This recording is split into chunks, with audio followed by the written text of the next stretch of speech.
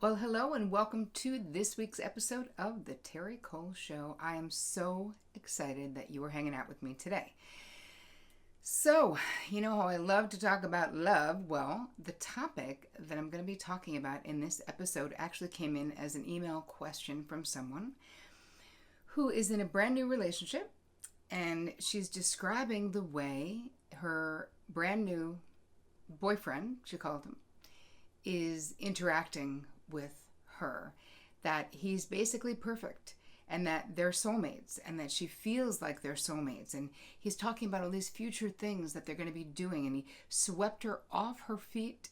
And the first weekend when they were spending the weekend together, they'd only been together like 3 weeks, he said pack a bag and pack a lot of bathing suits, and didn't even tell her, and then flew her on a private jet to Paris or like that. And her question for me was, could this be real? Could this actually last? And, I had to go back and ask her a bunch of questions because could it last? I don't know. It depends on how long. This brings me to the topic, which ultimately is what she was asking me about, which she didn't know, which is, what is love bombing? Because that's what she experienced. Because after I emailed her a few things, she told me what was going on, which is that it didn't stay like that. It changed. That's love bombing. So let's start. What is love bombing? This is basically a term used to describe, it's a form of conditioning or manipulation, right? And it's perpetrated by one who wants to manipulate another, but they do it with gifts, with attention, and with affection. Hence the name love bombing. So the first time this phrase actually was out there in the world was in the 70s. There was this, I guess they called it a church, but it was considered a cult. They were called the Moonies. And that was the first time the phrase was ever used as a way that the leader controlled and manipulated the people in the cult, was through love bombing. And it's not just there. It's also pimps do this, and gang leaders do this, using basically being a perpetrator and finding someone who has some background, some insecurity. Listen, we all have insecurity, right? But it's like someone who uses this tool of manipulation is an expert at seeking out people who are vulnerable to this. A lot of times it's not that it's someone who you look at and say, oh, they're so insecure. It might be the very successful female CEO who hasn't gotten into a marriage or a relationship because she had a terrible childhood, but then finds herself getting swept off her feet by someone like this. And it can happen the other way around as well. Love bombing does not gender discriminate, right? It's something that's used by people who are manipulative. Those of you who are in the world of narcissism, sadly, if you've had this experience with someone, a full-blown narcissist, then you know exactly what love bombing is, where it is all of this aggrandizing. And I'm not just talking about them holding you on a pedestal. It's not that. It's not just flowers and trips. It's a lot of talk about our future. It's a lot of talk about, I can't wait for you to meet my family. We're perfect together. Nobody understands me like we get each other. Nobody gets me like you. But in the process, they're holding you up on this pedestal as they're adoring you and basically pouring all of this love and attention and adoration onto you. So that's what it is. The question is, why does it work? Well, why does it work? Because we're human beings, right? We have a natural need to feel good about who we are, right? It's like there's a particular need or desire that we have to be seen a particular way by other people, especially by someone we're in a love relationship with. And so we can't really feel that need ourselves. And you're very vulnerable to love bombing and narcissism relationships if you haven't done a lot of work on your own self-esteem. You may be very successful, but you may not feel worthy down deep. And that's the part that they hook into And now they're basically, you're having all these dopamine released in your brain, all these feel-good hormones. And you want to believe. You want to believe that this is possible because you are swept up in those hormones, those love hormones. They're really chemicals, right? Because listen, you don't know someone in 3 weeks or 3 months. You really don't. So in this episode, I'm going to give you sort of like the warning signs to look out for so that you can at least question if you're in a relationship like this or if someone is doing this to you. And then basically steps that you can take to make sure it doesn't happen again. And if you've experienced this, then you know what I'm talking about because it's so seductive. That's the first thing I'm going to say about love bombing is that it's so seductive and it's so devastating when it moves out of the beginning of the phase. So you have the phases of what happens in the process of love bombing, a relationship that starts with love bombing. Hey, listen, if it stays love bombing for the rest of your life, then it's not love bombing. It's just someone who super adores you and maybe it's real love, right? It's only called love bombing when it is basically a cycle. So love bombing for a period of time. And when I say love bombing, like I said, I'm not just talking about dinners and whatever. These people are experts at figuring out your likes, your dislikes. If you like a particular author, they'll find some rare book that was printed in 1400 and buy it for you. And even if they're not loaded, they'll do super incredibly thoughtful things for you. They'll find out where you're going to be at Thanksgiving, even if you're only talking and you're not even dating yet. But if they're targeting you, if they're grooming you, that's the language that is used when it is a manipulation tactic. They will find out where you're going to be at Thanksgiving and send you a huge thing of flowers. They will find out your mother's name. Like, there's all of these ways, like super above and beyond, but in a way that's kind of creepy. And they're also talking about the future like it's already happening, like it's definitely going to happen. And I don't just mean someone saying, hey, would you like to go to, I have tickets for a concert in 7 days. Would you like to do that? It's like talking far into the future. I can't wait till we have our own home. I had a client who was dating someone who was love bombing her. We were trying to figure it out. And she gets to his house to finally visit him because it had been a long distance thing when they were getting to know each other. But I mean, talking on the phone for like 3 hours at a clip, like in the middle of the workday. He's like, I don't mind. I'll sleep, at night because they were in different time zones. While you're sleeping is when I'll work. It's fine. Nothing is more important than getting to know you, basically, is what he was saying. And I was like, wow, that's devotion or insanity, or I'm not sure what it is. But when she did go to visit him, he was talking about, I hope you like our house. He was literally calling his house our. Now, that was a little, you're like, okay, that's a little bit soon. So let's go over quickly what is the process, and then I'll give you more of the symptoms, and then I'll give you what you can do. It's a cycle. And if it is love bombing, that we decide it is a cycle of abuse. So it's this holding you up on a pedestal, doing all these loving and amazing and beautiful things, and these people are very charismatic, very convincing.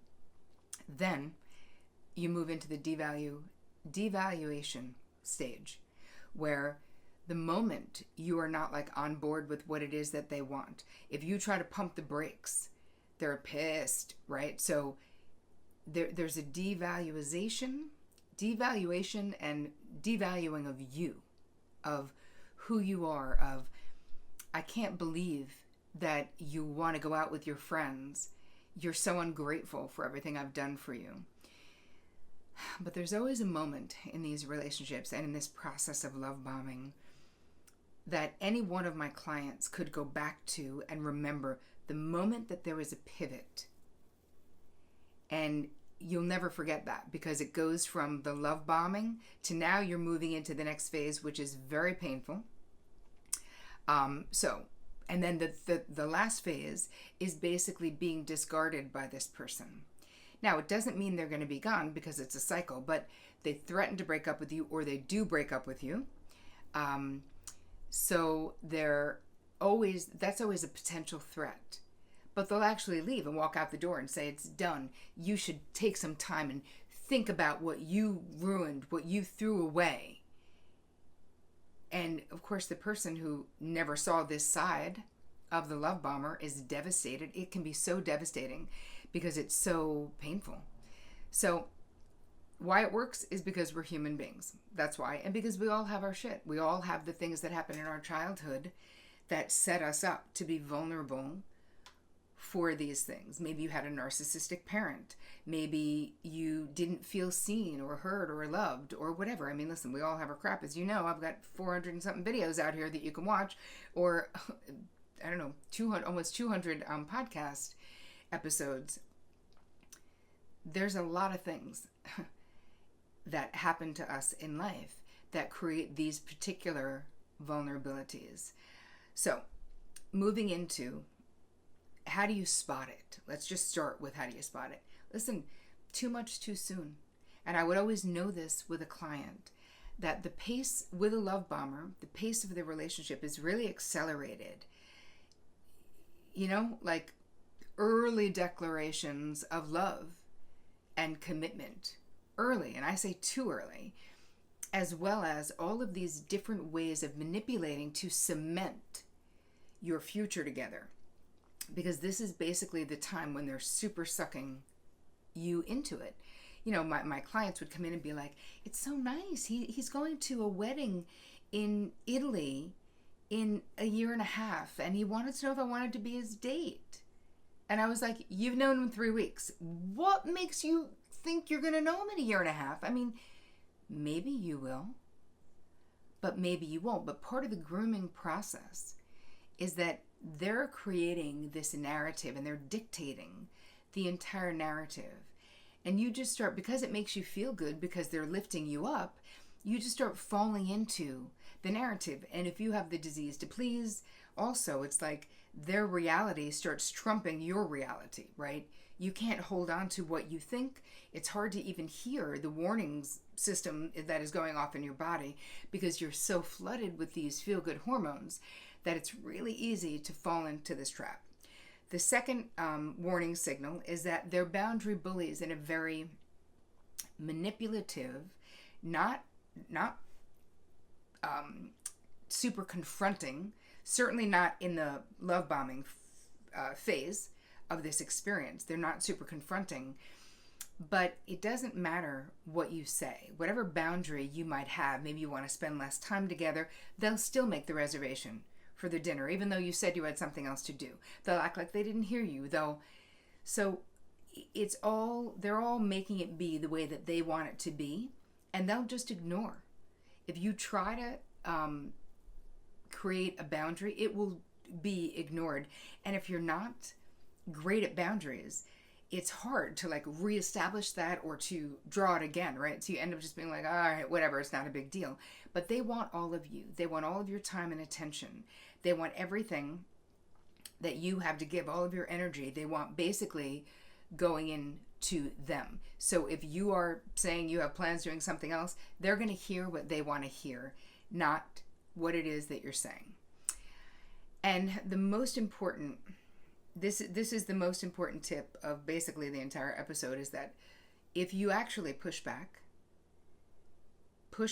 inspires punishment from someone who is using love bombing as a manipulation tool. So this is, if you're in a relationship and you're wondering, it's a new relationship, they swept you off your feet or whatever it is, you're wondering, could this be? Like, is this too good to be true?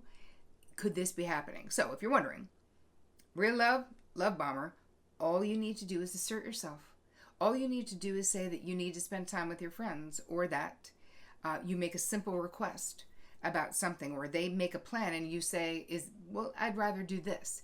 And let's see, when you assert yourself in any way or criticize them, oh my God, even if it's a criticism that you do in a nice way, I would rather you call me this and not that,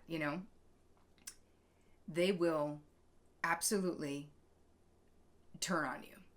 So they'll go into action by withdrawing love. They'll give you the cold shoulder, give you the silent treatment, but they're also withdrawing this love and attention that has basically become a drug for you, right? Their love, quote unquote, and their fantasies and their dreams, and also the real things they're doing for you, gifts, taking you on trips potentially, all of that makes you want to ignore any warning signs. So another thing that happens is that you're not dialed into your gut instinct because you're too filled with like the hormones and the butterflies of feeling like you might really be in love. Maybe this is the right person this time.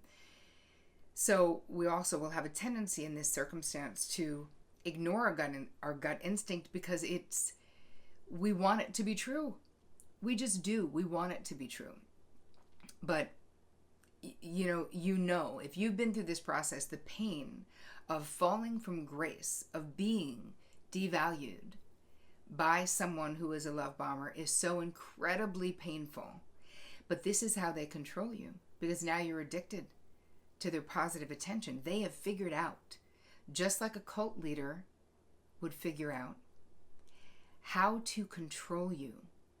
Eventually they isolate you from they don't want you having a relationship with anyone in your life. So they'll isolate you, because if you have friends, they see that as a betrayal to them, that you're being ungrateful for everything they do for you. So it really is the most messed up situation if you find yourself in it. So my feeling is that if someone is kind of love bombing you or being very extravagant with their gifts, their time, their attention, they want to talk to you all the time, they can't wait to see you, they can't get enough sex with you, they can't, whatever. If you have this sense, if this is ringing true for you, if you're like, okay, this sounds familiar, then I'm going to ask you to do the experiment and assert yourself in the relationship and see what happens. Even if you do it on a small level, cancel a plan, see what happens. Don't do what it is they want you to do. Criticize them for something, even if you do it in a nice way. If they are a love bomber, someone who has these narcissistic tendencies, because there is a tie in there, they will react and respond incredibly negatively. And that is your sign to get the hell out of there. If you know what I'm talking about because you've been in a relationship for years or months with someone who started love bombing and then went to devalue you, then discarded you, right? That's the third part of the process, is the discarding. And then they come back around again. The beginning of the cycle again is them coming back as their best, sexiest, most charismatic self to get back into your life, back into your bed, back into wherever. And then the cycle is going to go all over again. So if you're in the beginning of this process, I am telling you, you need to get out of there and go no contact. That's the answer. What can you do? Go no contact. I don't have any other advice for you, because if someone is using this manipulation tactic, they are not mentally well and they are capable of doing you so much damage that all I can say is that your strongest defense, like the kryptonite for people who use love bombing as a tool, is going no contact and keeping it. And that means none. Blocking on all social media. That means blocking on your phone. That means zero contact. None, no matter what they say. Because here's the thing. They'll always find a way. They're so clever. They'll get in touch with you on the anniversary of your father's death and be like, hey, just thinking of you today. Hope you're well. Right? Then you're like, oh, that's nice. No, it's not. That's them just planting the seeds to come back in and do the same effing thing they just did. So don't let yourself be vulnerable. For once in your life, do what you would do if this were a child that you loved. You would do anything to protect them from a sadistic person who's going to cause so much pain in their life. Wouldn't you? I think you would. So no contact. That's pretty much the end of the story there. Because someone who uses this, it's very well documented that this is a cycle of abuse that will just keep on going. And who has time for that bullshit, people? We don't need it. We don't need it. And also, don't waste your youth and your beauty on someone who's never going to give you what you need. So, what did we learn? If it seems too good to be true, it might be. You have to question. If someone is pushing a timeline so fast, I want you to meet everyone in my life, we need to buy a house together, whatever the hell they're doing. Yes, and if it's too much, if it's super over the top, be aware and pump the brakes. When you pump the brakes, if they flip out high, do yourself a favor, you just dodged a bullet, end it and go no contact. So, I think those are all the takeaways. This is not to say that real love isn't out there. And real love, if someone is bestowing all of this adoration and beautiful things, these things on you, and they keep doing it, and they don't flip out if you push back, they're not love bombing you. That's just the way they love.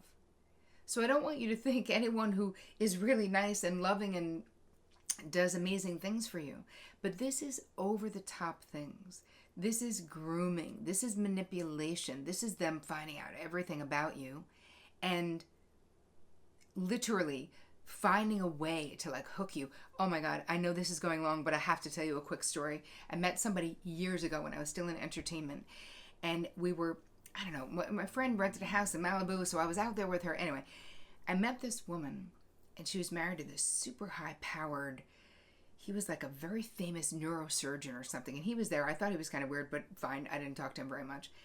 And I'm sitting and I'm having this completely normal conversation with her. And I was like, oh, how did you meet? They had 3 children. And now listen, I wasn't even a therapist then, although I'd had a lot of therapy. But this was like a long time ago, before I was even a therapist. I said, how did your husband meet? She's like, oh, it was really interesting. And then she goes on to say, well, we met and we had a date, and I didn't really think he was like for me, but on the date, he'd ask me questions about what I like to do, and then I kept kind of bumping into him in places. She's like, I'm an equestrian, so I didn't realize it, but he had a horse at the same stable that I did, so then I just started seeing him, and my dad has a boat, and so, and I love sailing. And then I saw him in the same marina that we had. And so we just had all these occasions to be together. And then before you know it, it was kind of a whirlwind romance. And he gave me this huge ring, and I don't know, we got married. And then she literally says to my face, and on the honeymoon, he told me that he actually doesn't ride and doesn't sail. And he just did all those things to get me to marry him, and now he refuses to do any of those things. So, and I was so horrified, and this is a true story, you guys, I'm not making this up. I was so horrified by that story because it's exactly what happened. He love bombed her, tricked her, and then as soon as he got her, he's like, P.S. I tricked you, because that's not even me. That I actually called my other friend who lives in LA. Now, I'm in Malibu. This is beautiful. A huge place. Now listen, I wasn't paying for it. This was my friend. She was like a fancy agent at the time. And I called my friend who lived in the valley. Those of you who know Los Angeles know. And I begged her to come pick me up. And I did not stay at that house because I felt so afraid of this lady's husband, because I knew exactly what that meant. I was like, this guy is capable of some dark shit, and I do not want to be around him. My friend was like, why do you want to stay in my 1 bedroom in the valley when you could stay in a mansion in Malibu? I was like, just come get me. I'll tell you all about it, please. Anyway, that's just actually, I didn't even think about that when I was doing this video until I just said it right now. Oh my God, the ultimate scary love bombing right there. Okay, I gotta stop. This is too long. So, if this was added any value to your life, if you have friends who you think this might help them because perhaps they might be in a relationship like this, please share it on all your social media platforms. I really appreciate it. And if you're listening to the podcast, please subscribe. If you're watching it on YouTube, please subscribe if you haven't. Let's share the mental health love so that the more healthy we are, the less the love bombers win, right? Let's let the healthy people win. And let's all the tricks of the love bombers, by you sharing this out there in the world, they will have less power, there'll be less victims, and there'll be less successful predators by getting this information out there. Anyway, I hope you have an amazing week, and as always, take care of you.